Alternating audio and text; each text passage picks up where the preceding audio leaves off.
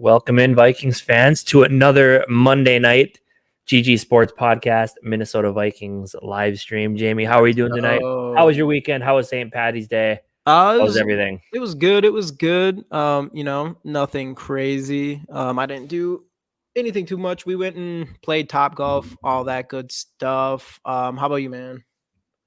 Yeah, I went out Friday night. Probably had a couple too many, but that's the fun of the weekends. Saturday, went to one of my friends, had his first kid, went to visit. Oh, nice. And then yesterday, just kind of hung out for a bit. Yeah, nice. Watched some college basketball, Yeah. My March Madness brackets, it's pretty much screwed over. I have Alabama winning, but everything else I got killed yesterday. So absolutely, I think most people's are. One of my friends had Purdue going all the way. So yeah, I know. There's 3 people in mine who had Arizona going all the way. They lost in the first round. Hey, what's going on, Greg? Purple Pocket Podcast. What's going on, Rap?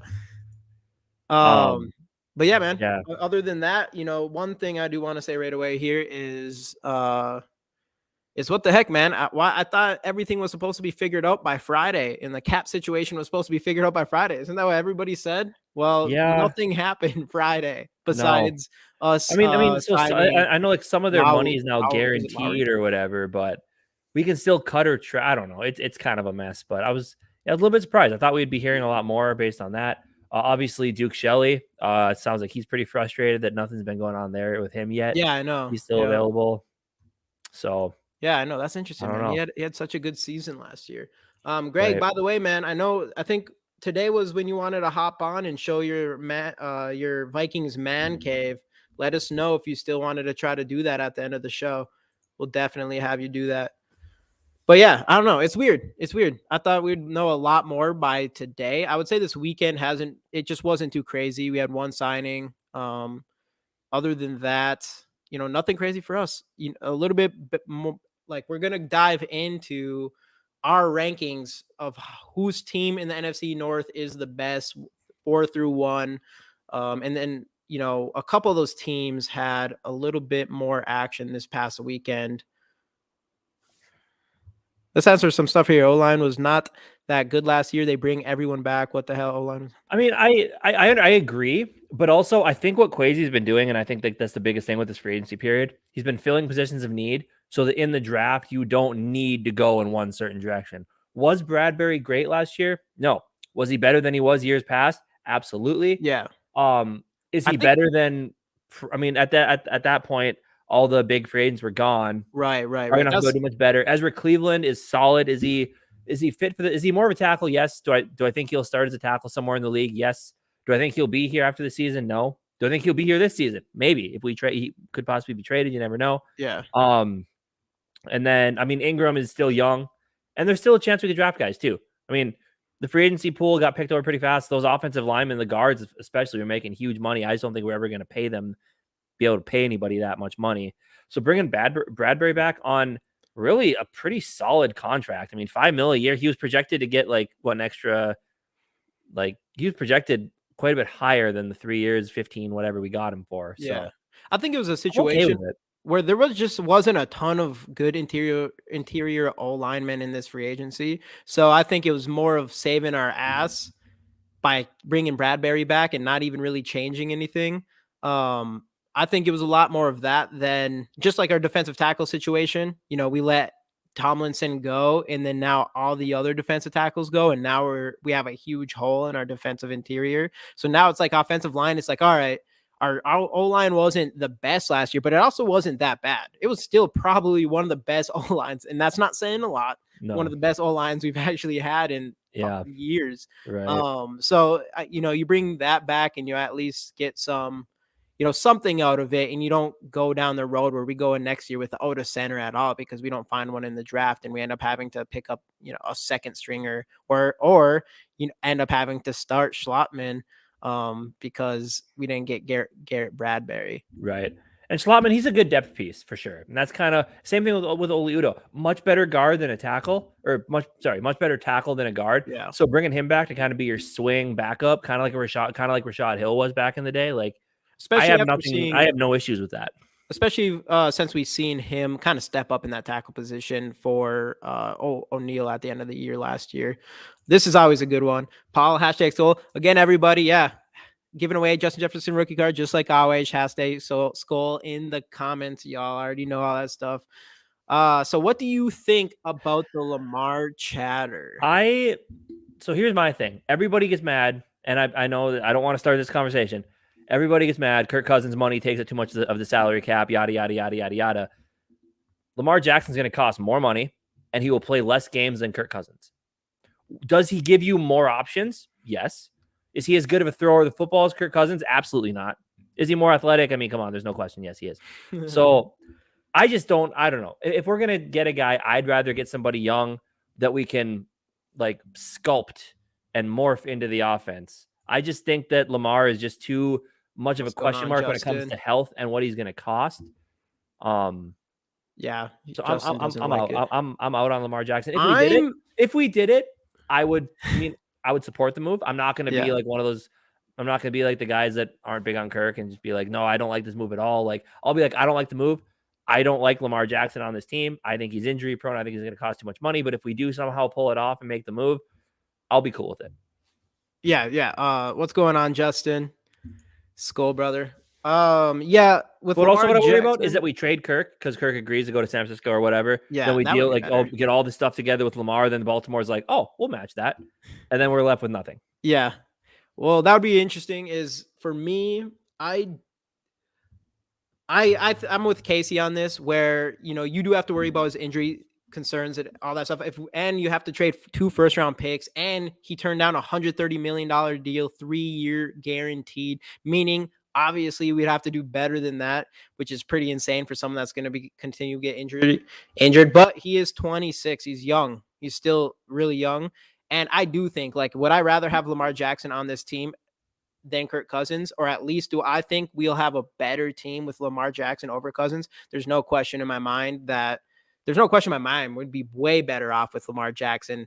And from a winning standpoint, do I think Lamar Jackson is the best fit for our type of offense? I don't. I think you'd be doing some damage to guys like Jefferson. And as far as like it would bring down like our ceiling, I think. But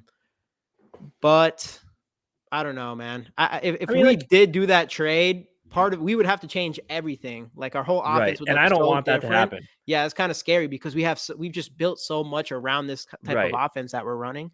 Yeah, I mean, if I would still I'd be excited if that happened. It'd be kind of scary, but at least you got a former MVP we can't even forget, who had he had 3,500 yards passing that season with 30 touchdowns and a few 5 interceptions that season. We can't forget about that. Right. So it's not like Lamar Jackson's just straight running. He can't throw at all.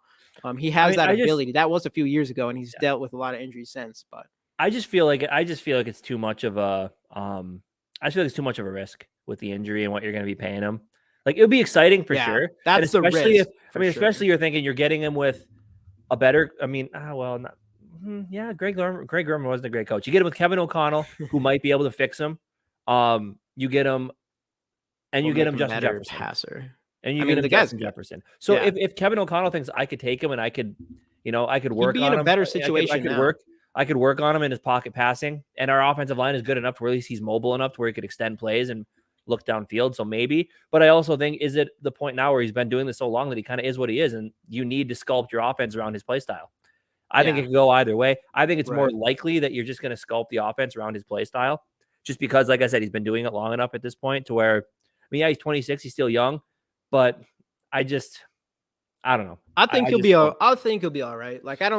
I think he's going to be able to play past the age of 30 or something like that. But man, 5 years completely guaranteed for a guy that can't play an entire season. That seems pretty sketchy. That's a big reason why he probably hasn't even been traded yet. So I don't know about that. I was going to say, so how about going crazy and bringing in Tom Brady? I would do that. I would easily do that if we traded Kirk Cousins and we got value for Cousins and we win and pick someone in the draft. We picked a young quarterback in the draft who got to learn behind the GOAT for a year. I would do that 100%. And he's a guy, I don't think he's going to be even putting up the stats that Kirk Cousins would this year. But if we make playoffs, would I take Tom Brady over 50-year-old Tom Brady over, Kirk Cousins? I'll do that every single day, every single year. Yeah. No question about it in my mind. For sure. Maybe just crazy, have some fun. Yeah, I don't know. I mean, I don't think Tom Brady's coming back. I think that would be the crazier part. But would I take Tom Brady over 1 year of Kirk Cousins? 1 year of Tom Brady over 1 year of Kirk Cousins, especially if we got a young quarterback? There's no question. No question. You get to learn from the GOAT. You get to learn from the GOAT. So absolutely. Well, what do you think? Should we jump into our Yeah, we're gonna jump in. So like I said in the beginning of this, we're gonna kind of do a power ranking of where we think all of our team or all the teams in NFC North stand right now after the first week of free agency. And did you have something to say? Yeah, so let's just start out with what the Vikings have done so far. So first off, after week one, we're 1 week into the legal tampering period. Started last Monday. So basically, at this point, it really does feel like Kirk Cousins will be playing out the final year of his contract, especially with the cap conversion that they did there. Players we brought in: tight end Josh Oliver, defensive end / outside linebacker, pass rusher Marcus Davenport, cornerback Byron Murphy, and defensive lineman Dean Lowry from Green Bay. Alexander Madison is back in the fold. Garrett Bradbury's back in the fold. Oli Udoh, backup swing tackle. Andrew DePaula, Greg Joseph on the special team side. Harrison Smith took a substantial pay cut, remains with the team. Eric Kendricks, Patrick Peterson, Delvin Tomlinson, Adam Thielen all walk. Kendricks obviously ended up back home with LA, the Chargers. Patrick Peterson ended up with Pittsburgh. Delvin Tomlinson to the Browns, I believe. And then Adam Thielen today, signing with Carolina, says they have a legitimate chance to win a Super Bowl. And part of the reason he went there is because of Andy Dalton. All lies, but whatever. Adam Thielen, at this point in his career, he wants, and I think he's basically going after what he said. He wants to get onto a team where he can be the guy. And at this point, it sounds like they want to bring DJ Chark in. I think he kind of is the guy there.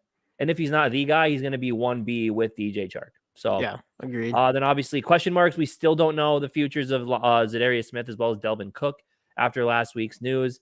And then just kind of positions of need based, kind of going into the draft and the rest of free agency in no particular order. Wide receiver 2, defensive line, mainly interior, linebackers, corner, and potentially quarterback.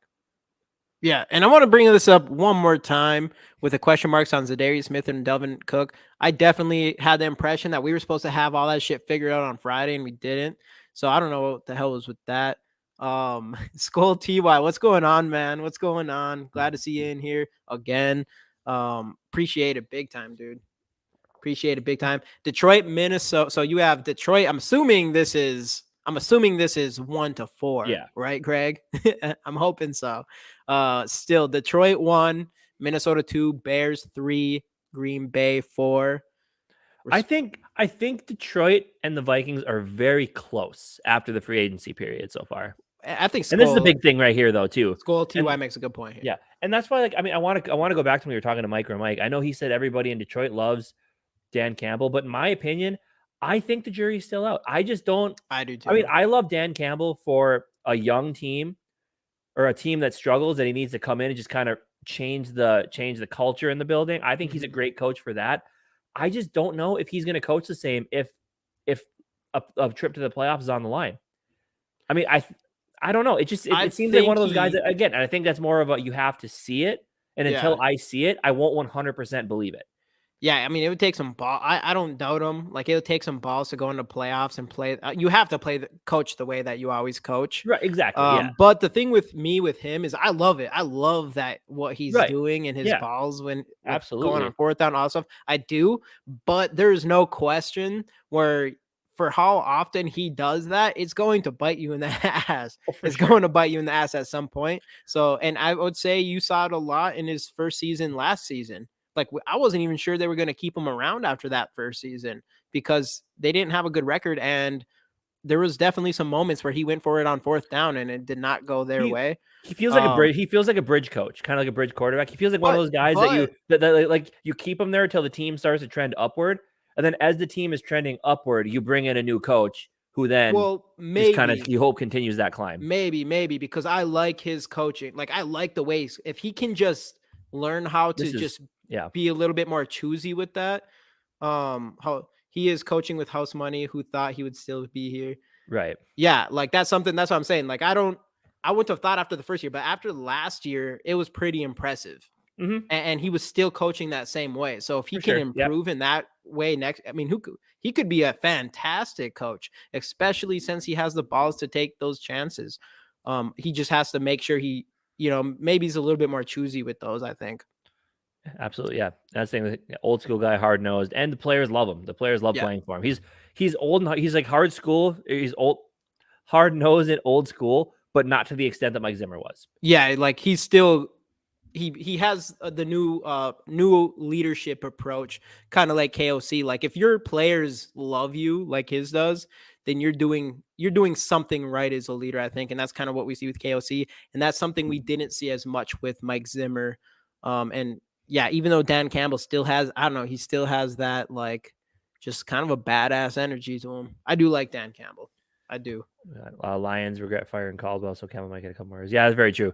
The firing of Jim Caldwell just seemed out of place that season. But yeah, what do you do? But anyway, should we jump into our rankings? Yeah, we'll jump into starting off. Rankings. Again, everybody who's in here, we got 8 people in here. Hey, everybody liked the video too. Everybody liked the stream. Appreciate that big time.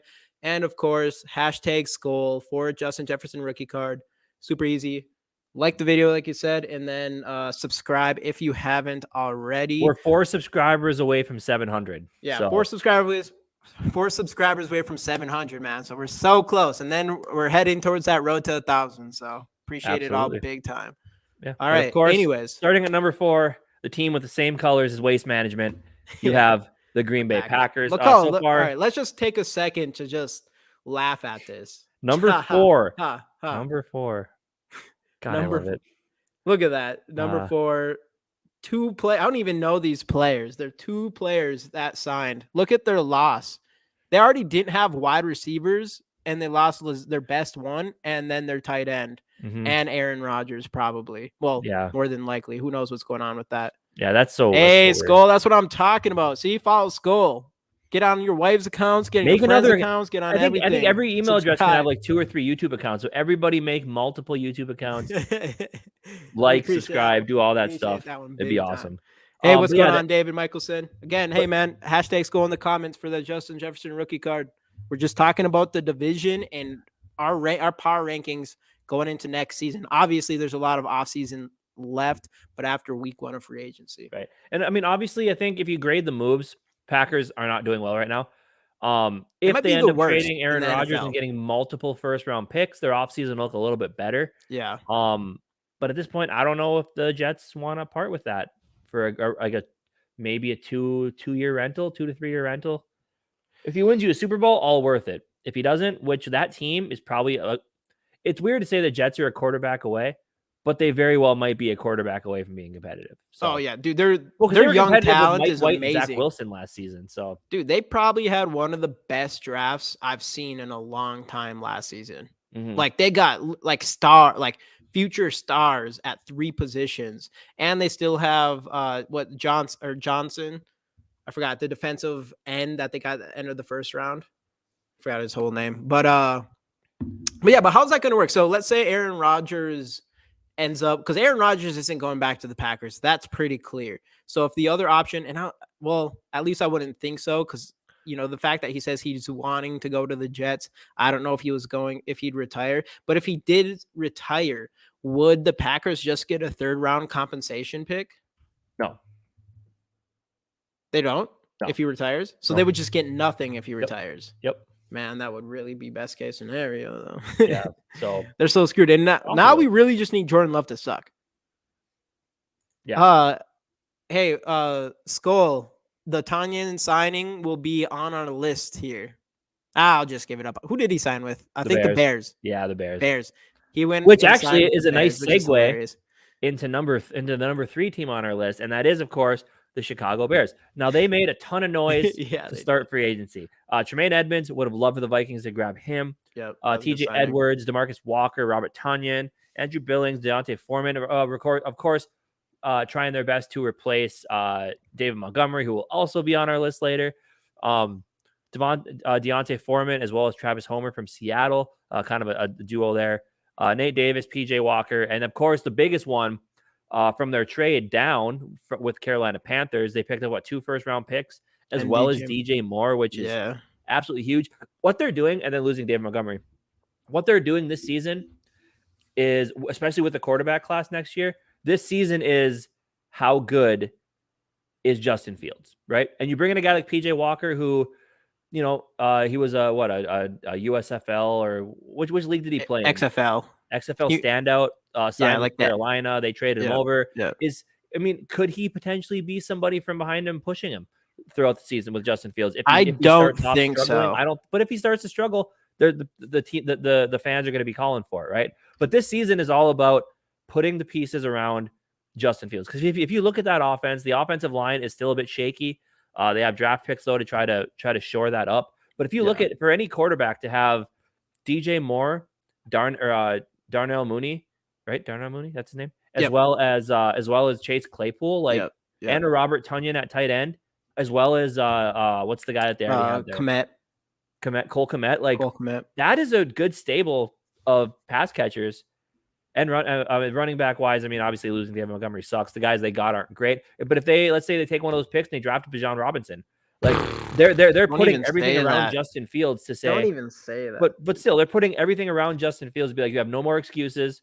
If you suck this year, you're done. We're drafting your replacement. If we could, if the Bears have the number 1 overall pick next year, it's gonna be Williams or May, 100%, 100%. Yeah. I agree, man. The Bears, for now, they were lucky though. I'm still gonna. Just them getting that first overall pick, dude. That is just a gift. Houston gave them an absolute gift. But even besides that, dude, they were all over the place in free agency, and they improved. They might have improved their team more than anybody else there, especially if you include the first round picks and the trade back from their first overall pick. David Michelson. I want to say Kirk Cousins. We had just talked about Lamar right before you got in here, but Kirk Cousins to the Jets, Lamar here. I don't know. I wouldn't be mad. If we did that, it'd be crazy. It'd be crazy. We'd be going into the season with a whole new style of offense, which would be interesting. But Kirk Cousins to the Jets, I'm definitely down for that. I'm definitely down for that. Bears need no line, no moves there in trouble. Exactly. Yeah, they need to be able to protect Justin Fields. Otherwise, he's just going to keep on running. Bears coaching staff, you read that one. Detroit worries me more than the Bears. I would agree at this point for sure. The Bears just have the future of the Bears looks like, if they're smart, looks like it could be pretty bright there. Jackson and Fields, 2 quarterbacks who can throw. That's also very comparable as well. And I think I mentioned earlier, the thing I worry about is, what if we make the move with Kirk Cousins first, trade him away, and then we deal with Lamar Jackson, get all the contract stuff taken care of, and then Baltimore's like, okay, we'll take him. We like that contract. We'll just match it, and he's going to stay here. Then we did all, and that's well, yeah, but then we got compensation for Kirk Cousins. Yeah, but still, I would rather not have that be the scenario. But yeah, but then at that point, it sounds like that's why a lot of teams were out on Lamar, because they didn't want to do the negotiating part for Baltimore. Baltimore, just for them to come back and be like, all right, we're cool with that. Yeah, absolutely. Yeah, Baltimore really put Lamar Jackson in a fucked up situation, which will be interesting. I can't imagine Lamar Jackson's going. I can't imagine he's plans on ever playing with them again. Yeah. Why do people want Lamar? He makes too much. That's also the other point too, especially for someone who doesn't play. It is the upside is exciting. If he could come in and Kevin O'Connell could work on the throwing mechanics. I think at this point though, he kind of already is what he is. But he did have something that a new offensive minded head coach like Kevin O'Connell could do with him. But the people that want Lamar Jackson, the money and the injuries, whatever, it's all the upside. Kirk Cousins is 37. If you want to talk about someone who kind of is what they are what they is what they is. Yeah, gotcha. Is who they are. We'll go that one. Kirk Cousins is kind of that. Did he get a little better, confidence wise, moving around a little bit more? Sure. But he at his core, Kirk is what he is.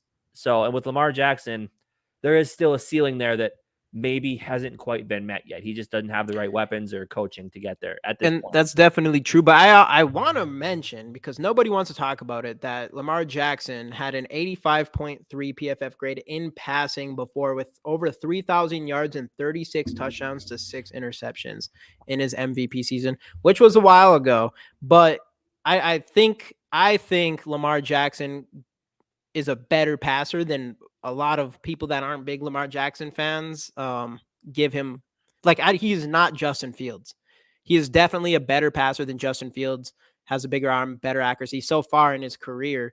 And he's had a really good passing season. And I think that's worth talking about for sure. As far as Lamar Jackson, if he comes to your team, he's going to be able to use his arm.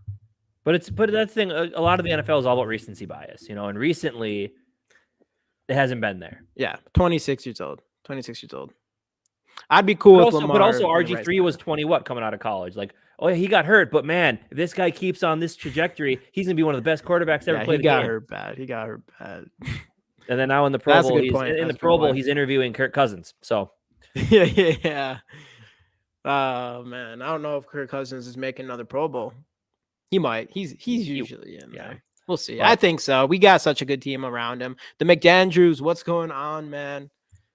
Giving away Justin Jefferson Rookie Card. #Skull in the comments. We have 5 entries. We'll run it regardless of how many people are in there. All we ask is for you to like this live stream and subscribe to the channel. All that good stuff. Absolutely. I would take Lamar over. See, that's another one. Murray is a really interesting one too, because we liked him for a bit there, but that's recency bias as well. Like, Murray could end up being exactly who he's supposed to be, but this past year was not good for the most part. The beginning of 2020, 2021, when they were undefeated. Yeah, when they were undefeated, everybody would have traded anything for Kyler Murray, and that's recency bias. You're still talking about a young player who, in Murray's case, it's not like he dealt with an extreme injury. Same with Lamar Jackson. They've never dealt with an ACL tear or anything like that. Murray did now.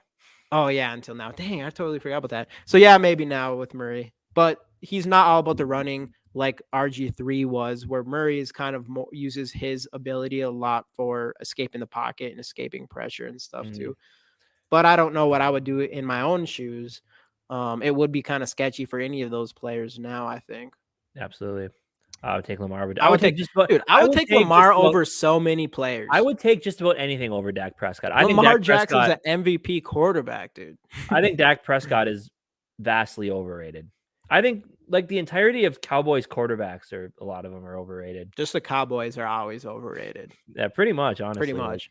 Same with the Packers. Being real there. Especially starting now. Yeah. Starting now. Moving on to number 2. Number 2 team we had, of course, it is a Vikings podcast. We will put the Lions at number 2. It's not because it's a Vikings podcast. It's because the Vikings are the best team in the division. But the Lions, of course, did make some moves. What was the Lions' biggest issue last season was defense. So what did they do? They went out and they completely revamped that back end. Jeff Okudah had kind of a bounce back season this past season, and all they did was add Chauncey Gardner-Johnson, Cam Sutton, Emmanuel Mosley back there, which is huge.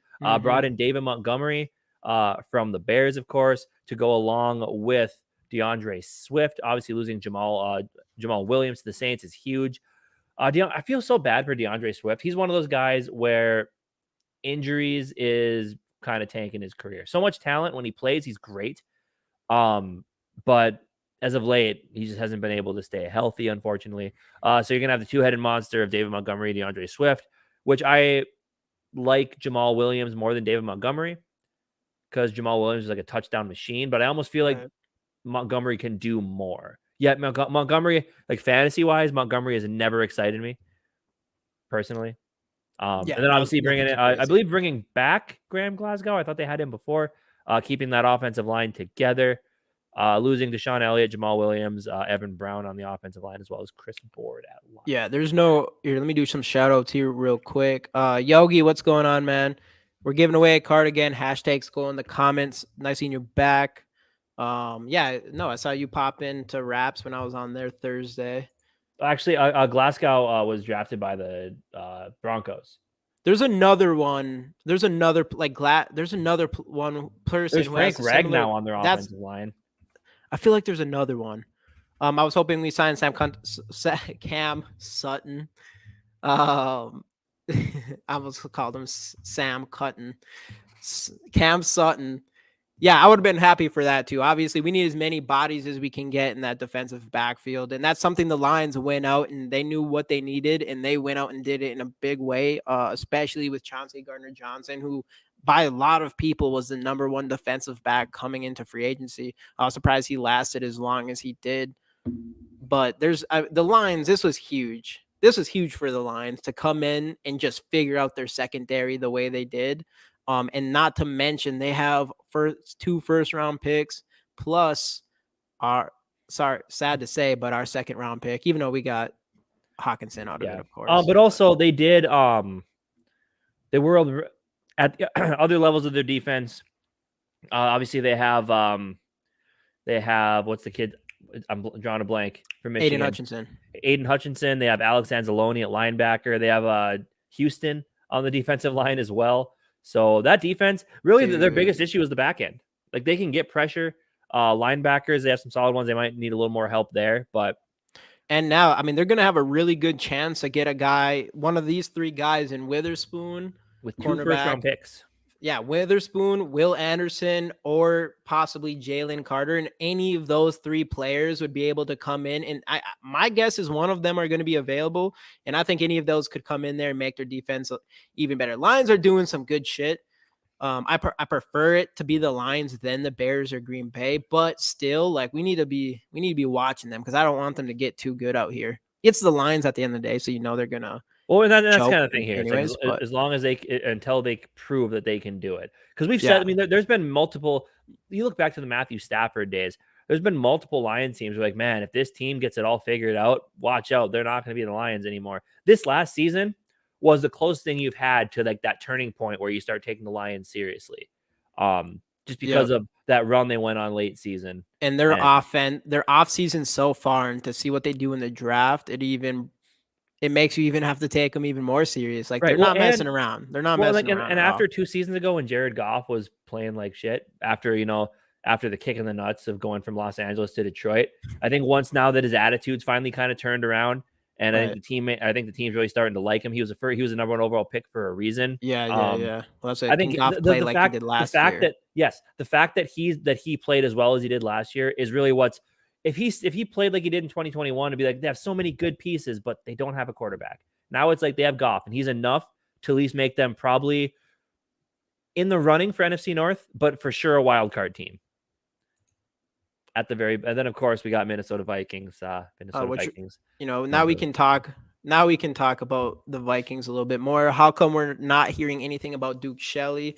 That's a good question, man. I don't know. Like, are we just also sleeping on this guy? He came in and was huge for us. I mean, unless maybe we tossed him an offer and said, go test the market, and if you can't find anything better, come on back. We still have this offer. We'll have this offer on the table for you.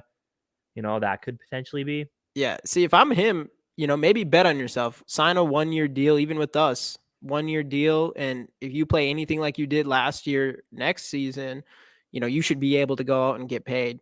And I know a lot of it's going to be his height. His height thing's going to screw him over. I think it's got to be the biggest part of it, especially I'm sure even Flores is coming in here and he needs these guys to be one-on-one coverage. And he's probably somewhat worried about Shelley and his size, though he showed he could do it last year. So I don't know. Yeah, I don't absolutely. know. But then, I mean, you put him with the likes of, okay, let's get into, I mean, we put him, if we bring him back, we have Byron Murphy, of course. We maybe draft a guy. Then we still have Andrew Booth. And then we have a Caleb Evans, who went from beloved Minnesota rookie. Everybody loved him on social media as Added Bunny and all that. And now he's gone. I don't know what happened, but it's taken a turn for the worse. And now all of Vikings Twitter hates the guy for some reason. Well, he's calling people out, and he's kind of I'm going to bring that up. Lamar Jackson and all that type of stuff. So I'm going to say, let me do this real quick. Now, will they be able to put it together? Are they? So what's going on, Sarah? We're giving another card, of course. Hashtag Skull. You already know what to do. You've won a couple of these by now. In a row. I think they're going to be the same. It's just like Skull TY said. As far as I know, until we see something more from the Lions, I'm just going to treat them as the same old Lions. He actually signed with Tennessee today. That was another thing. What was with Thursday's Vikings Twitter thing with everyone saying we got Bunting Jr.? That was people that was trolls straight up. It was a lot of people saying like, "Oh, I heard something." And it's going to blow the roof off this thing. How did Kwesi pull that off? Yeah, I know. I kept seeing eyes. Oh, I wanted to circle back to your Caleb Evans stuff thing. Yeah, because you see the stuff. He went off the deep end, I think. Yeah. You see the stuff with the SK. Yeah. That was crazy because it was the Lamar Jackson stuff came out, and then he did the eyes at Lamar Jackson, and it's like, man, you probably shouldn't do anything like that when you have a different quarterback on your team. It's probably not the smart play. But whatever. As long as he can, I don't care how he acts. As long as he can come in and play good football, that's all I really care about, especially from cornerback position. But that is also something I didn't mention on my list, that Jordan Hicks was also took a restructure / pay cut. I'm not either, but if he's not, as long as he's not in coverage, he's like 2-down linebacker on running downs. He's solid. He's a good tackler. He's not fast. Like, he's not very fast, but he's a good veteran presence back there, and he at least fills the need of having a linebacker to play alongside Brian Asamoah. Do I love it? No. Do I like it enough with what we kind of got him at there at the reduced cap hit? I really do. Yeah. It's another situation where it's like, we need the veteran presence. We need a body there at least that doesn't just suck. Just like we're talking about interior offensive line earlier, is we do not want the situation like we have with defensive tackles right now, where our free agents go somewhere else and we're left with people who are actually worse than them, and we go in the season with even a worse scenario. So that's another thing with Jordan Hicks, is like, you need some veteran bodies in there and guys that we at least know can play to some extent. But I was surprised too. I've said it on a couple podcasts where coming into this offseason, if there was like some veterans that I thought were going for sure, it was Hicks, Madison, and Bradbury, and we ended up keeping all three of them around. See, no, I always thought that I didn't say it, but because I thought I'd get like what are you talking about? I thought the idea of restructuring or like pay cut Jordan Hicks, I thought that was very likely, just because like you already have him in house. He technically was under contract. So do you, and kind of like Dave said, do you go out and just replace him with just some other guy who's probably going to be about the same? Yeah. Or do you stick with somebody who knows the team? He doesn't know the defense yet because it's new, but he knows the team, knows the facility, and he's been here, and he just kind of stays and rides into this new defense. I didn't think it was. I didn't want to say, again, if people are going to call me a liar, I don't want to say it because it'd be like, oh, you're an idiot. Why would you think he should stay? But like, no, I do kind of get it. Especially, I think the big thing with most people, including myself, was like, why would you keep him instead of Eric Kendricks? And of course, it was going to be the money thing. We saved the most amount of cap space, created the most amount of cap space by getting rid of Eric Kendricks. Money-wise, compared to yeah, exactly. So that kind of does make more sense. I don't know, like, we didn't pay him a lot. He's what, $2 million or something? Yeah. Or $2 million. That's nothing. He could easily, that does not mean he's automatically the starter next year. Right. It's just, at least you got depth at the very least. Like, if someone jumps over him for that starting spot, well, then you got a veteran presence behind them that can also be a good leader and teacher. Yeah. And this is exactly right. Hicks made sense. He was cheaper too if you're going to want a more veteran leadership. Exactly. It's all about the biggest thing you get. And there's no, I think we could still cut him and be a minimal cap hit, kind of rolling into the season as well. So I'm honestly, I'm fine with it. Hey, what up, Brian? I don't know if we said what's up to you yet. What's going on, man? Appreciate you popping in here. I thought Phillips was the guy in the middle when you signed him, kind of disappointed. Because he was never really like a pass rush guy. He was just kind of consistent run stopper who could make noise in the pass rush game every now and then. He's more of just a consistent high motor player. But another thing with him is also kind of came in to be a little bit of a nose tackle almost, right? No. You'd say Devin Tomlinson was that? No, for us. Like, we just didn't have that big body nose tackle type of player on our defensive line. Outside of Tomlinson, yeah. Outside Tomlinson, but he's still, like, I wouldn't consider him, like, there's a reason why we had Pierce next to him the year before and just things like that. So we just didn't have big bodies on that defensive line. So I think that's something that could have affected Harrison Phillips too. Mm-hmm. Glad they kept Hitman. Yeah, absolutely. Dude, I'm so that was pumped. Huge. It was and I mean, extremely important with the way the rest of our offseason went with getting rid of Kendricks and Patrick Peterson and stuff. We needed, in my opinion, our best leader on that defense. Right. Well, and and the that's fact Harrison that Smith.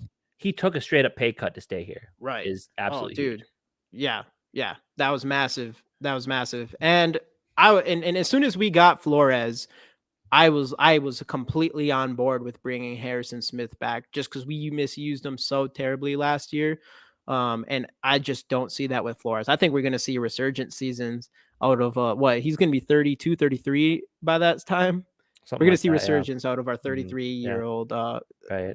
Our safety, who I would probably say is might even be my favorite player the Vikings have had in the past. But you look at Harrison, because like a lot of people talk about like when corners age, they go play safety.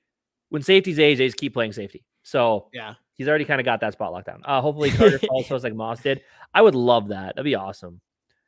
Especially if it comes out that he didn't kill anybody, which incidentally or not, I don't think that's the case. I think from what it sounds like, he was just there. He, the fleeing the police thing isn't great. It obviously isn't a good look. But I think all that's going to get cleared up. I don't think Carter, he isn't going to fall to us. If he did, bro, what did they say? His punishment was already passed down, right? I think he had like 90 days of parole and 50 days, or a year of parole and 50 days of community service or something like that. Yeah. Or 50 hours. He has something like that. So I think that's already kind of taken. He had a rough pro day. Yeah, but obviously, if you go through something like that, exactly. So I'm assuming every team is going to look at it the same way, and they're not going to let a generational defensive tackle just go away like that. I mean, I would take him in a heartbeat. Obviously, if he dropped, that's what you have. Trade up for him, probably. That's what you have strength and conditioning coaches for. That's their job. So right. What do you think of Tonga starting? On paper, it sounds scary, though. If he can continue to get better than what he played when he was in there for his short amount of time or whatever, he looks fantastic.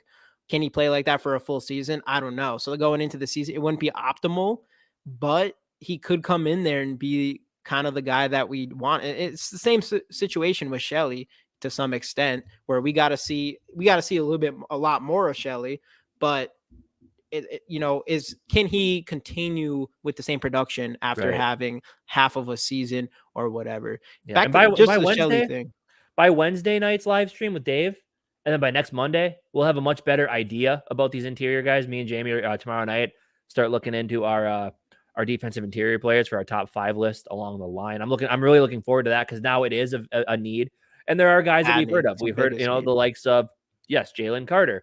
The likes of Brian Breezy. Who else was there? Never say his name. Kalea Cansey. Yeah, there you go. Benton. You got Siaki Iko's huge. There's one other guy too I thought we were kind of looking at. Benton. You already said Benton? Yep. Mojo? Is that his last name? Oh yeah, Mojo. Yeah. Yep, there's Mojo. So there's guys there that we could get at 23 or trade back. What else we got here? Him not preparing for his pro days alarming me. It shows he's not committed. That's fair, but also, as we kind of talked, I do think the situation he was going through with someone who obviously was close to him, two people that were probably pretty close to him. Well, when the comment rolls on here, we'll pop it up. Yeah, 2 people close to him died. Obviously, dealing with legal issues. I could see how that would affect him, like mentally and personally.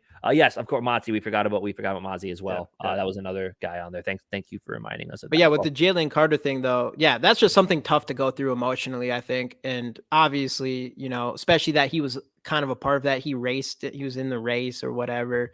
So that's got to be killer on him. And it makes a solid excuse, I think, for having not the best pro day. But still, I mean, if that drops him to us, like that'd be huge. We got here. The Vikings need another Williams ball. That would be fantastic. A couple big guys that can just get after it. Harry Blitz, can't wait. Exactly.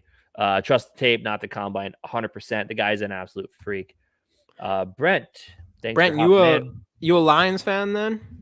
But because if you're a Lions fan, we ended up putting them number two in the power rankings for the NFC North, behind us, of course. Right. But they have absolutely been killing it. I will have to give you that. Yeah, they have. And what the Vikings have been doing. Let's pop this up one more time here.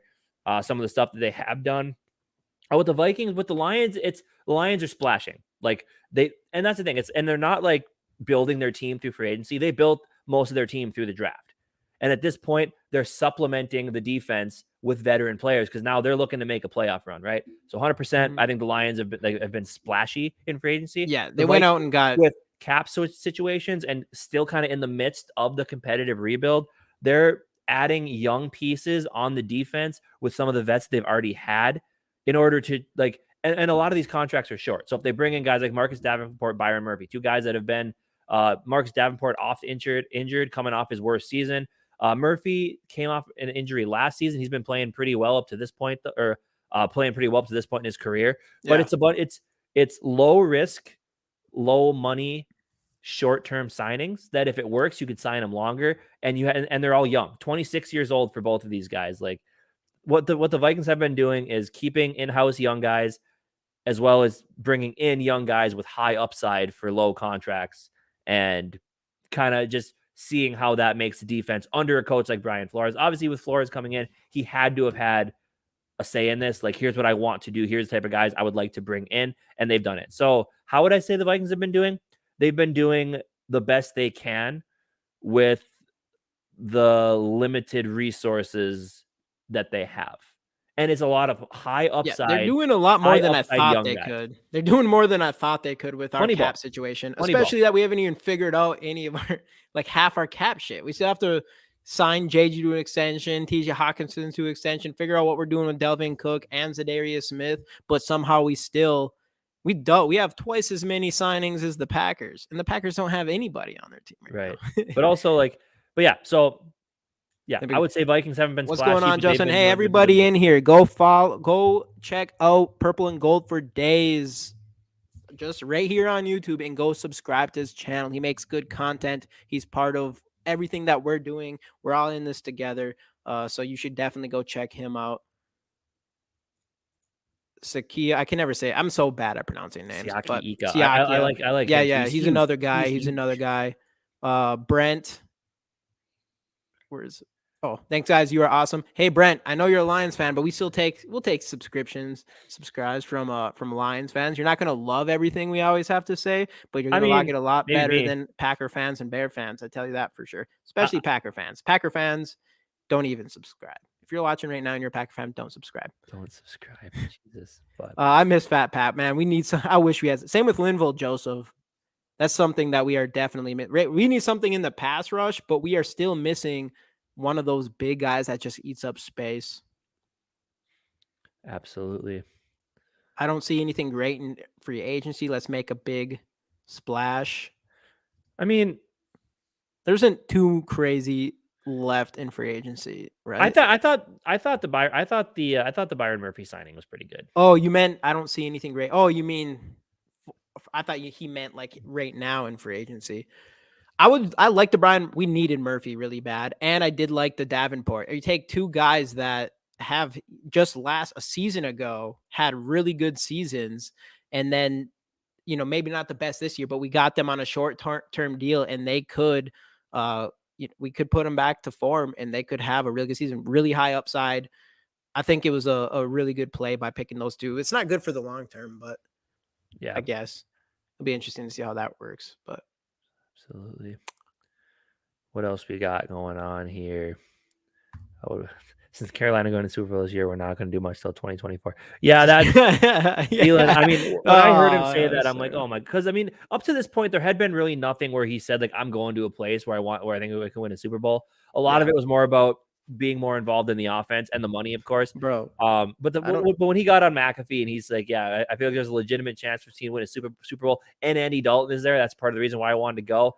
Like, of course, what else you can do as a receiver who wants the ball just go in there and be all over your new quarterback. Like, I like Andy Dalton. Hey, you gotta be like that, I guess. You have to go in with some optimism, sure. But man, you gotta be. Well, he's asking for the ball. That's all it is. He's trying to become Andy Dalton's new favorite. I mean, Carolina. They don't even have their quarterback yet. Exactly. Waiting for Kevin O'Connell to deal with disease. Yeah. I don't know what's going on with that. Yeah, I know. That's what I've said this earlier is what's going on with that. It was all supposed to be done by Friday. Literally every single person said Friday. They said Friday is when that's when like certain, that's like when certain guarantees were triggered and stuff. Yeah, like that, but I don't know. people, I was waiting all day for Friday. I'll wait till midnight and nothing happened. A lot of people were. It's nuts. Should have a lot of cap space next year for a splash signing. Yep, exactly. Yeah. I think that's kind of their feeling too. Like after this year, if Davenport and Murphy both play well, you might see them extended. And that's the thing. You have them in house already, and you can go ahead and do that. Take what you can for Cook and move on. I am down with that. Casey's definitely down with that. He's been calling for Cook. At this point, you just can't pay. I don't see how you pay Madison, Cook. I mean, you got to keep CJ around no matter what, but you're still paying $20 million for running backs on a team that doesn't use their running backs probably as much as the running backs for sure would like. Brent, I heard the Panthers have no idea who they want for a quarterback. Do you have any ideas? It sounds like Stroud's the favorite for the number one pick. Because they said the option could also be they could trade down too if they wanted to, which would be kind of odd. But then I guess you could really just stranglehold somebody. Yeah, Adam already said Dalton is the guy. Yeah. You know, who knows? Maybe it only took Dalton like 15 years to break out. Yeah. You know, but otherwise, I mean, I don't know. Do they gamble?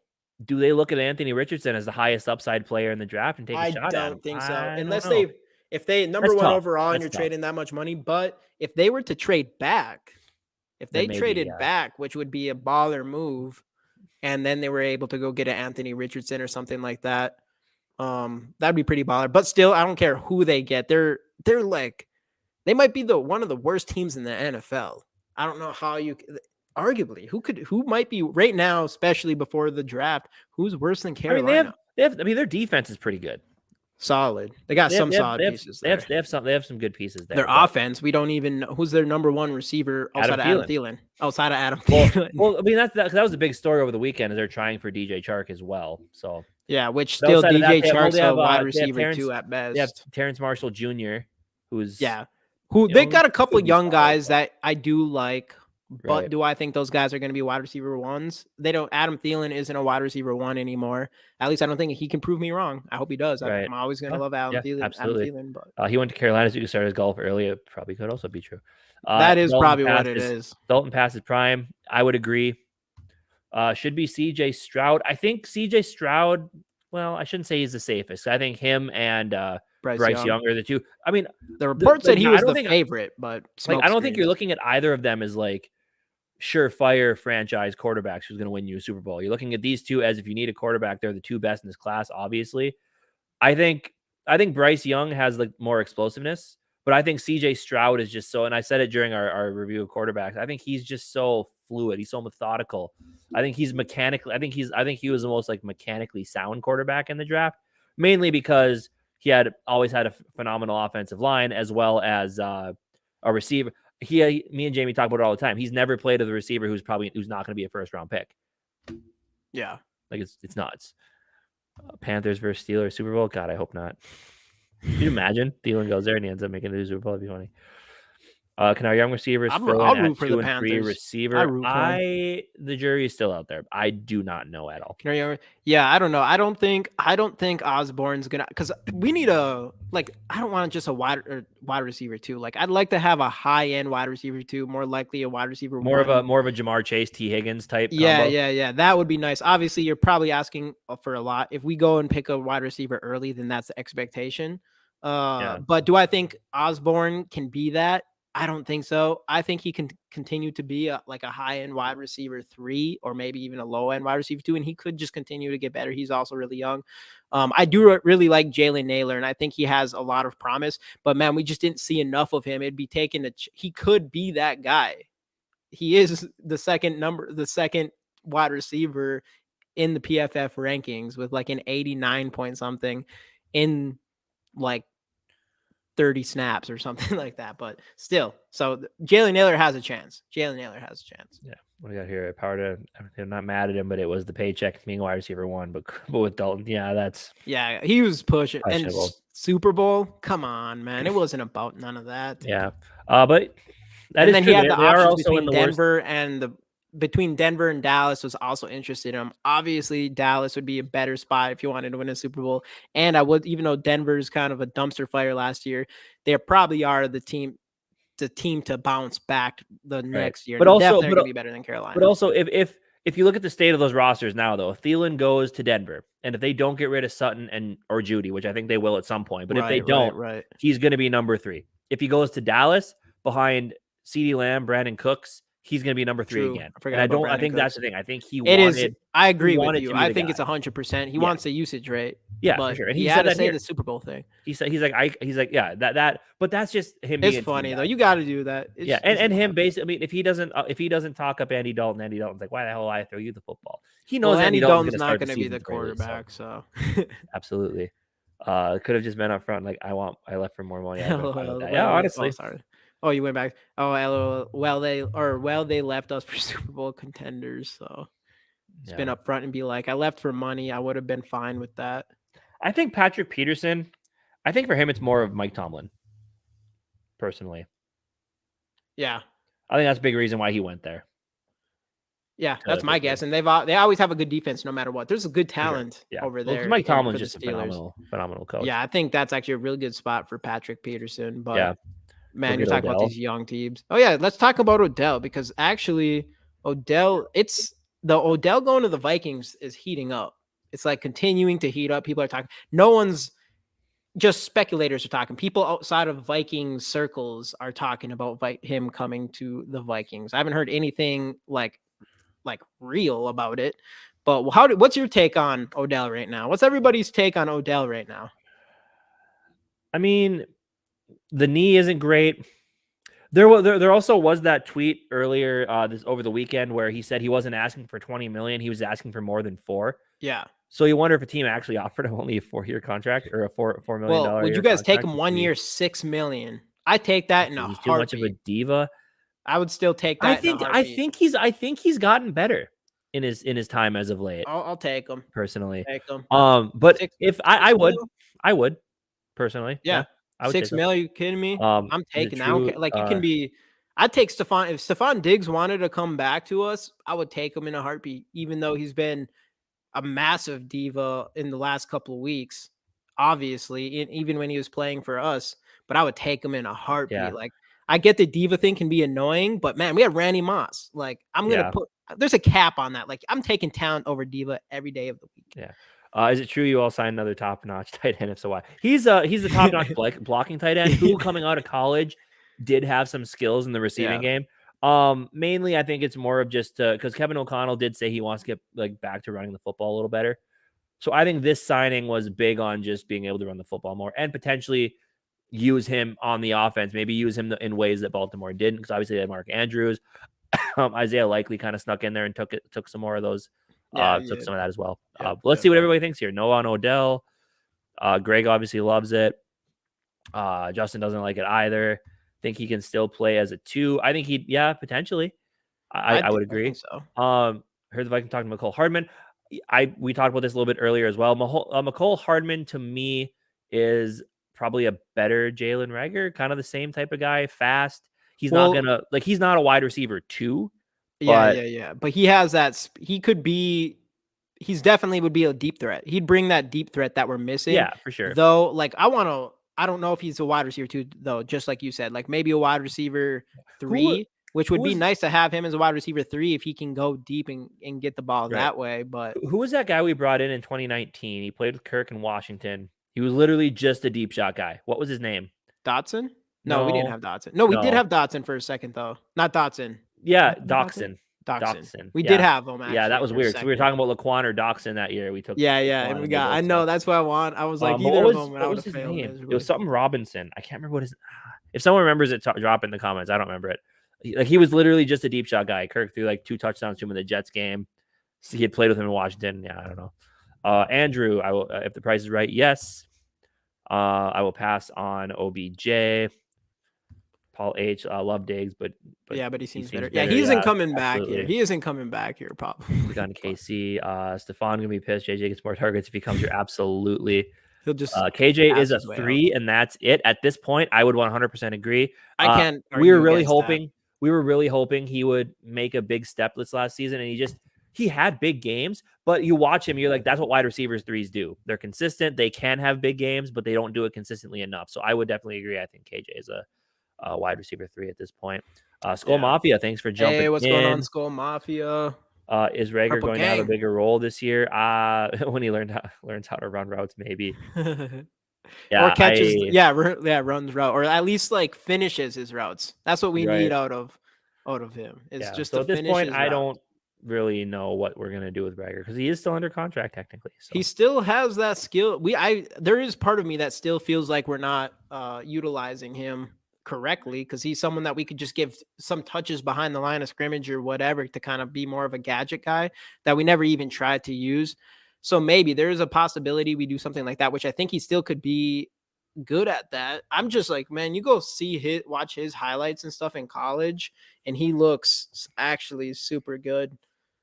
yes, Aldrick Robinson. That's the name. Thanks, Justin. Yes, that's the guy. He was literally just a deep shot guy. Justin's always on that shit. He is always on that. He's always on that Aldrick shit. Robinson. Yep, that was the guy. Nuts. But yeah, man, I don't know. But I don't know. I don't know what the game plan should be for wide receiver. And actually, speaking of that, since we're talking about it, next week, we wanted to do the free agents thing for these next couple weeks after it started last week. But next Monday on this show, we're going to go straight wide receivers into this draft. So everybody in here who pops in, come in with some wide receivers that you like. Jamie, you're going to like this next comment rolling through because we got some I want to definitely dive into. Where is it? How about bringing Patterson back? Hyatt. Oh yeah. I like both of those. Hyatt, that's my guy. I want Hyatt. 100%. Jamie was also big. Jamie was also big on George Pickens last year. So yeah, I was huge on George Pickens last year. But George Pickens was someone that if we picked at number 23, I would have been all right with. Hyatt that's a little bit harder sell for me, mostly because of everybody else's opinion. Maybe it's like I think Hyatt could be really good, but everyone else has got him a little bit lower. Mm-hmm.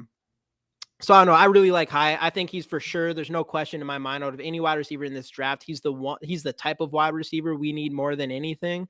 So if we were able to get our hands on him, I'd be super happy. How about bringing Patterson back? I would love that. I'm always down. I'm a huge Patterson guy, but we just need more of that gadget style of playmaker, I think, or at least utilize them to some extent, just to give you that kind of boomer bust player at least. And Patterson seems to have gotten better as he's aged. So I would take a chance on Patterson. Tank Dell. I know Justin, are you a huge Tank Dell guy? Because I know Rap is. I think that's Rap's number one. I'm just worried he's what, 5'8"? He's really small. That's the one thing I worry about him. But we just did a mock draft that we're going to have come out in a couple days here. And we got Tank Dell in like the 3rd round or something like that. So I would take him there. There's no question about it. I don't know if I take Tank Dell in the 2nd round in my opinion, yeah. Though. Skull Mafia, Pickens is a stud. Patterson doesn't know how to run routes, so that's why he's not running back. Pretty much, yep. Jamie, you and Skull TYA finally agree on a player. I love how. Who else? Who don't we agree on besides Kirk? I know that's like the one thing for sure. How about a Percy Harvin? I think if you're looking at Percy Harvin type players, OBJ, I guess there's probably a lot. Is Hyatt kind of that guy? Because he's like he doesn't really do a lot of running, does he? No, Hyatt's not. Percy, that'd be Flowers. Oh yeah. That'd be Flowers. Yeah. I would take that. I would take something like that. I think any sort of even a guy that can just go and pinpoint the ball type of thing, a possession receiver, is just something different than Justin Jefferson. Jefferson pretty much can do everything really well, but like we don't got that. He doesn't run a 4-3 or whatever. He's not going to absolutely burn everybody. We're missing someone there. Or he's not going to be that gadget type of player. We're missing somewhere there. Or he's not going to be that possession big wide receiver that you can just toss the ball up. And he can do it. Obviously, he can do it. But that's just not what he's the best at, I guess. But give Tank Dell what he's due here, Jamie. 5'10", not 5'8". Oh, okay. Which still, I mean, it's a good thing he's a football player because he's small. If he ain't 6 foot, Tank, you ain't getting any women. But you're a football player, so you probably get as many as you want. So good for you. I think I trust Justin and Raps. Their analysis on those players. So I'll take Hendon Hooker. We're also a big fan of maybe trading back to get Hendon Hooker. Might also be part of a mock draft coming. Are you saying Hendon Hooker is a player you like or a player that you don't like that I do like? Is that what you're saying there? Because, yeah, I do really like Hendon Hooker. I do as well. In the 2nd round. In the 1st round, no. in like mid to late second round, sure. Oh, I'll take him in the Hooker. I'll trade back for him right now and pick him in the second round. What's the deal with Mecole Same Hardman? with Hyatt. Why see your Vikings are having discussions? Stats are not that impressive. Nobody's fast. Oh, this question right here. He's a guy you bring in. He's kind of a burner. So yeah, we're keeping our full bag. Same one for the next 10 years, probably. Yeah, we don't talk.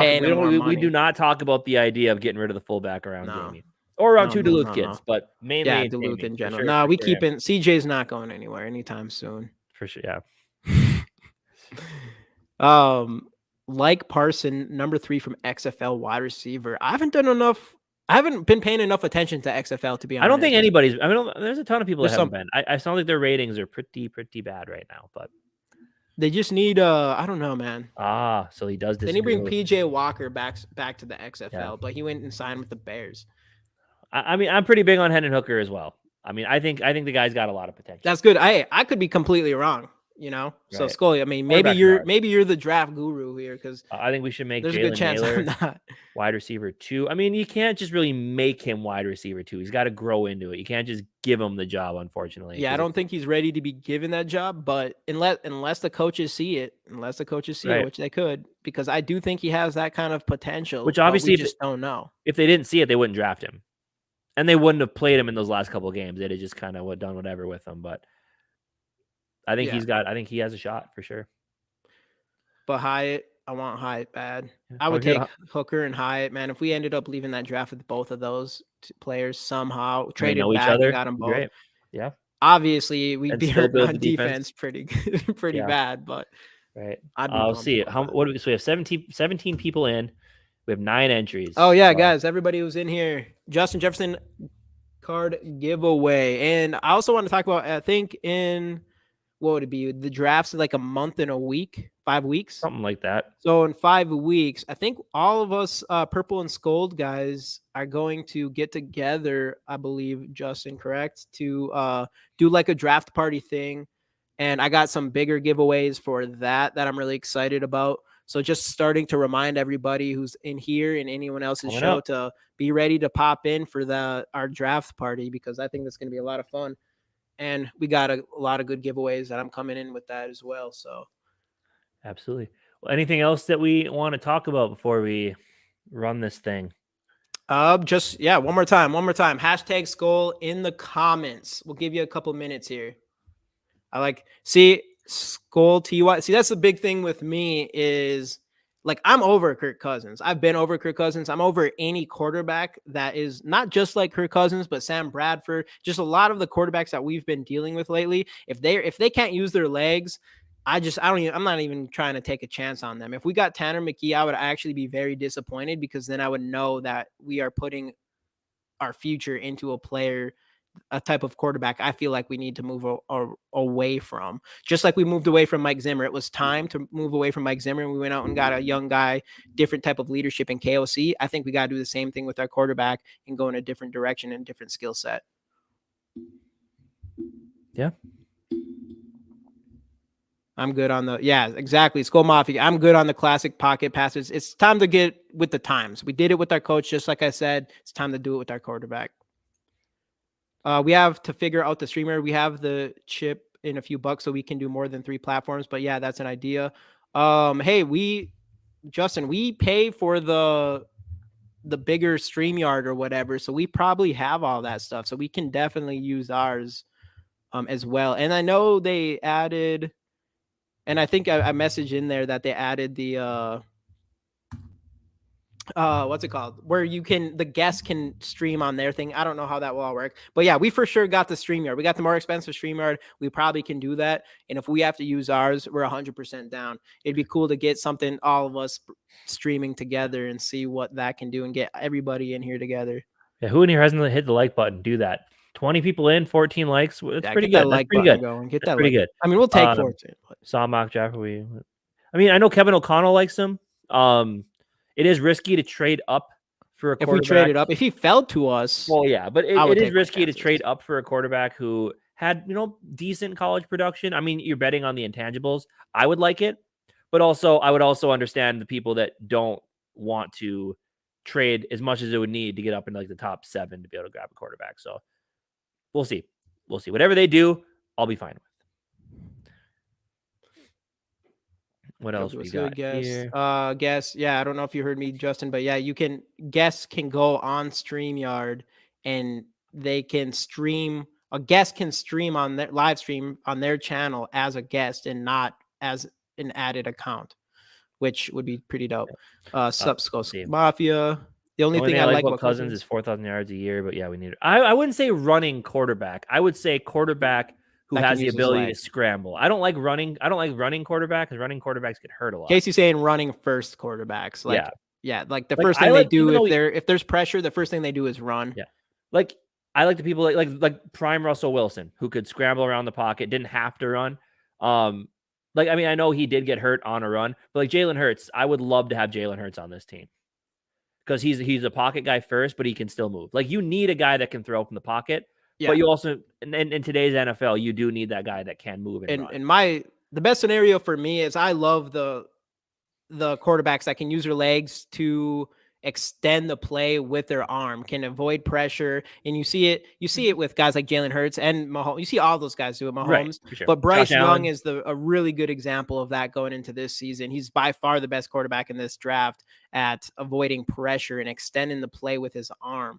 That's what I want to see from our quarterback more than anything, and not like the statue quarterback that when the pressure gets on you, you get sacked. And same with back.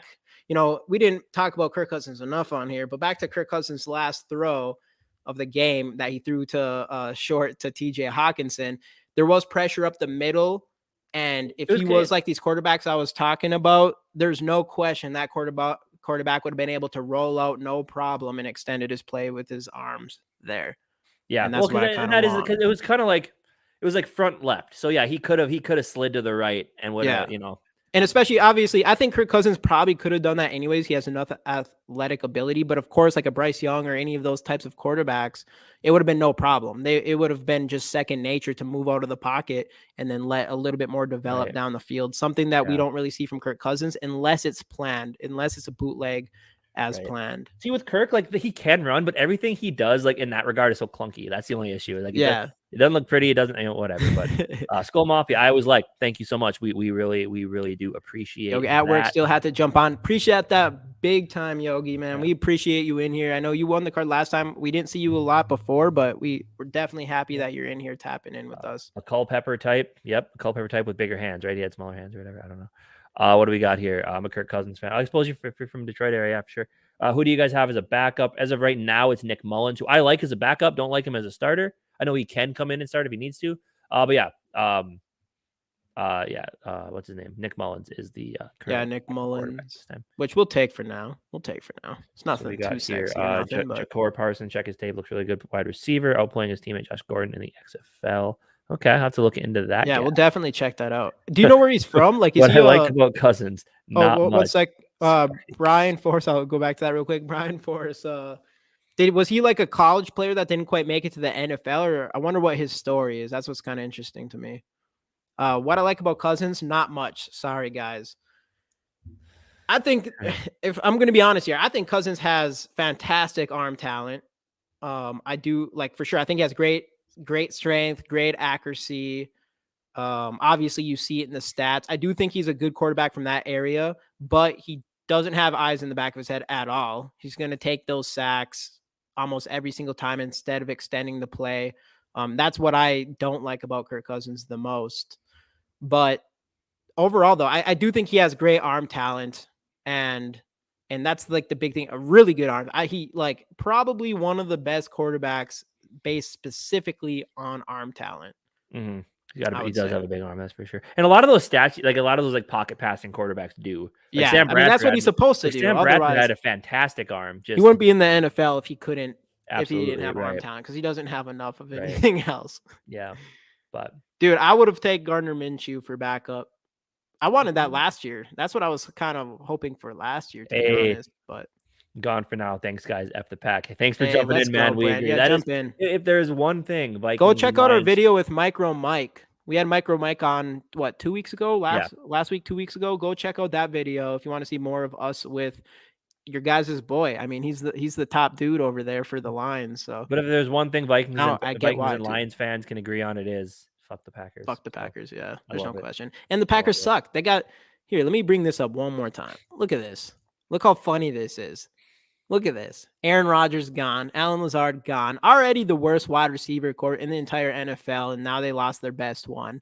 It's just it's hilarious, man. They're on their way to the bottom. Jordan Love's gonna suck, and they're gonna be the new Lions. They're gonna be the new Lions, and we're gonna laugh about it for the next 10 years. So if only we could give Lamar's legs to Kirk, we'd be okay. Dude, if honestly, we could give, oh my God, don't even talk about that. Would be the greatest quarter. All right, I'll chill out on Kirk's arm a little bit, but up there was one of the best quarterbacks ever. If we could get Lamar's legs on Kirk Cousins, we're good. We just need, as long as whose brain do we, whose mind do we have? We need Lamar's mind probably. We can't rock with Kirk Cousins. We need Patrick Mahomes' mind. You know what? Let's just get Patrick Mahomes. Let's just get Patrick Mahomes. What are we doing? Easy. What do we just give up? We just give up Justin Jefferson, the entire franchise, their next 20 first-round picks, and they probably still wouldn't do it. I wouldn't. We'd be able to afford them then. Yeah. What do we got here? What do we got for 11 entries? 11 entries, 50%. So, yeah. All right, let's run this thing. We're going for almost an hour and a half here. It's always fun when everybody's in here chatting and stuff, but we'll get this going. I'll give one more time, #Skull. Like the stream, subscribe if you haven't already, assuming you all have who are currently watching. Anybody who's watching after the fact, definitely subscribe. Again, I'll run this point, I haven't checked recently, but last time I checked, we were 4 subscribers away from 700. Kind of another milestone on our way to the 1,000. So we're getting there. We're getting there. Kirk, so if we traded, Mahomes gets a ring, why not? If traded... Yeah, I would take that in a heartbeat. You give me Mahomes and he can bring us a ring, I'll trade everything. 3 subscribers from 700. We picked 3 subscribers. Anybody in here? I think everybody in here subscribed. I'm sure. But tell your friends. Tell your friends. Make other accounts. Y'all know what to do. Y'all know what to do. Kirk, Cook, and whoever for Mahomes. I don't know if they're gonna do that. I don't know if we did any. You're the one. Brad, you're the one to subscribe. Appreciate it, man. Appreciate it. Even from a Lions fan, man, we appreciate it. We'll take that. We'll take that. Anyway, let's run the giveaway. Right, I'm running it. I'm running it. Boom. Justin Jefferson goes to Skull. Hey, there we go. Second one. Luckily, I got all your information through Facebook, so I know exactly how to send this to you. Even though we don't agree on all the same players, it's all good. I don't even care. You can bring that knowledge over here. I could do better myself, probably. The trade that Casey said I would do for Mahomes, trade the entire franchise. Mahomes.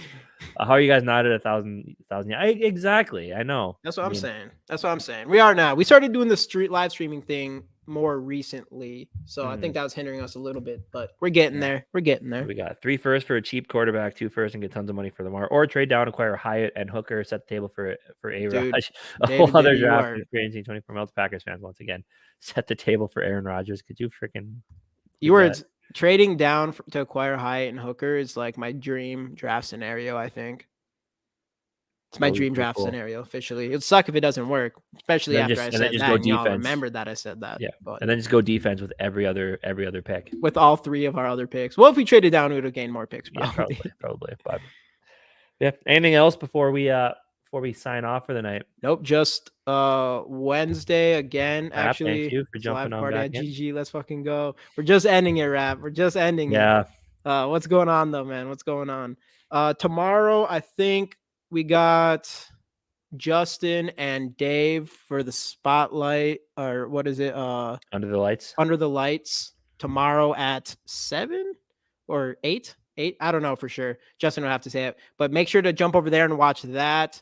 Wednesday, we go live at 8 p.m. Central Time every single Wednesday with Dave for the Skull Experience. And we have Matt. Who do we have again this week? Matt Anderson from Twitter and all the other stuff he does. He does all kinds of stuff. He's a good guest. Very good guest. And Purple Pocket Podcast. I mean, he's dropping live streams all the time. Everybody in here, they already know all that good stuff. So don't forget to go check his channel out as well. Sorry, Jamie couldn't get on the show at work. Send me a link for next Monday. Sounds good, Greg. Next Monday, we're going to see what Greg's Vikings man cave looks like.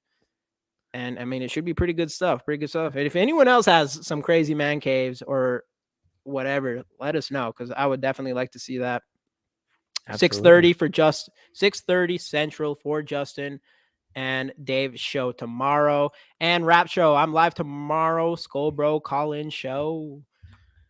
So yeah, so go check him out, and he's doing some call-ins. So definitely go there and get some opinions out there, because we all want to know everybody's opinion. That's for damn sure. That's really cool. That's really cool that Rap does too. He's doing that. He's got his soundboard now. I was there when he introduced it to everybody, and it was pretty awesome. I was gonna say that, Sarah. I was gonna say, and a chick cave. I want to say, Sarah, do you actually have a chick cave? Because that'd be sick too. That'd be sick. Skull Mafia, you calling into Rap Show for sure. There's no question about it. And Justin's on his way too. Invite your friends. I need 7 more to 500. So definitely, anybody in here who hasn't subscribed to Justin yet, go ahead and do that. But all right, guys, we're gonna wrap this up here. Yeah, go to all their channels, subscribe. You'll see us on there. You'll see them on here. All that good stuff. We're all in this together, and we appreciate everybody in here. Yep, StreamYard. Yeah, we do StreamYard. Yep, for sure. Solid platform. But yeah, I like it a lot. But all right, Casey, you wanna? Yeah. Thanks for joining. Obviously, free agency is only a week old, so there's still some moves to be made. We still have Vikings stuff to figure out. But so far, I've been happy with what Quasi's done. I think, at this point, we kind of went over our divisional rankings after the first week. It definitely does feel like Packers, Bears, and then Vikings and Lions. I think it's going to be a fight for first in the division. I'm looking forward to it. So, but yeah, thanks everybody for joining. Appreciate the likes, the viewership, and see you guys on Wednesday. Make sure to jump in on the Skull Experience with Minnesota Sports Talk and us and Matt Anderson, and go from there. Also, mock draft drop in on Wednesday morning or Wednesday around noon Central. So be ready for that as well. And see you guys next time. Skull Vikes.